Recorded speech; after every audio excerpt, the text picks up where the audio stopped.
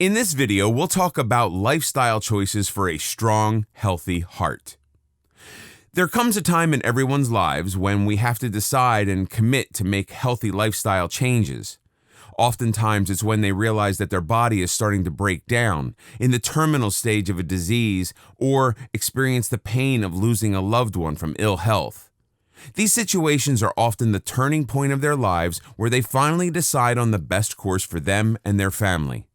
It's always better to live a healthy life, full of vitality, youth, and vibrancy, than to live a sick life that constantly relies on health support. Our environment plays an important role to our heart health. So if your living condition is not conducive for your health, such as living in a heavily polluted area with poor hygiene and health facilities, the best option is to relocate to somewhere else.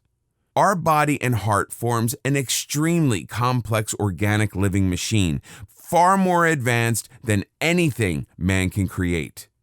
But like all machines, it needs the correct fuel and lubrication to maintain it.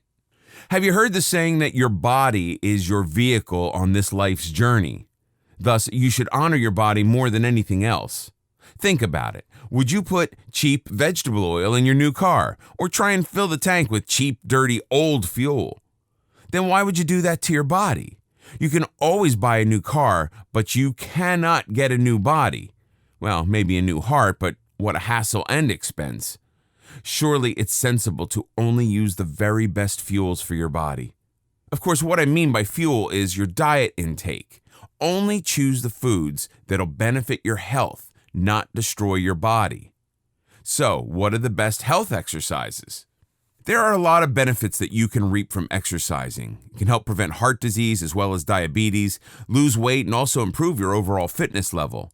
The best and most effective exercise to achieve these desired outcomes is high-intensity exercise coupled with slightly longer periods of active recovery. This can be done by walking for 3 minutes at your normal speed, and then walking 1 minute at a brisk pace. By raising and lowering your heart constantly through simple high-intensity workouts, you can have better vascular function, burn more calories, and also enhance the body's detoxification functions. Another good exercise for your heart is a total body non-impact sport such as tennis or squash, swimming or rowing, taekwondo, or other martial arts. All of these involve the use of many different muscles to give your body a good workout without overtaxing any one area, but making your heart work hard to supply them all. If you also incorporate some slow intervals, you will create your own ideal workout. Core workouts like doing press-ups and squats help to strengthen the core muscles, giving a good foundation. People who are active all day are generally healthier than those who exercise 30 minutes to an hour a day, then live a sedentary lifestyle for the rest of the day. But bear in mind that not all exercises are good for the body. For instance, jogging or running on a hard surface for long distances are probably the worst type of exercise, although they do strengthen the heart. It's because such endurance-type exercises wear the body out quickly and strain your joints in the long term, especially if you don't have a pair of comfortable shoes or proper running techniques. Equally, it's not advisable to perform any exercise that you've not trained or warmed up for. Doing so will only result in unwanted injuries and even trigger a heart attack due to adrenaline surge. If you have an exercise routine that you enjoy, then follow it and improve it by adding to it, rather than changing to something you may not enjoy.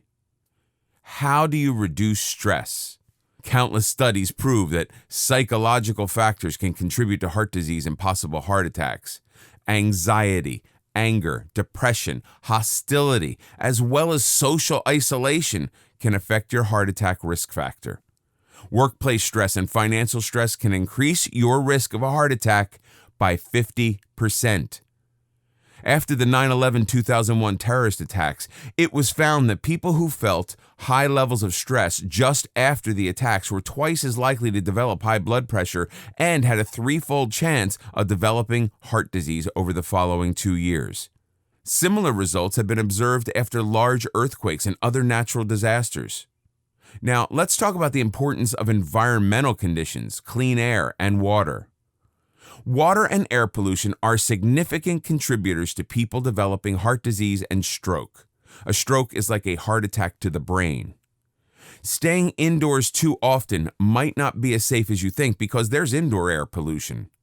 Pollution comes from a mixture of different contaminants such as fumes from household cleaning products, wood-burning stoves and fireplaces, secondhand cigarette smoke, vapors from cleaning products, paint solvents, pesticides, insecticides, and carbon monoxide.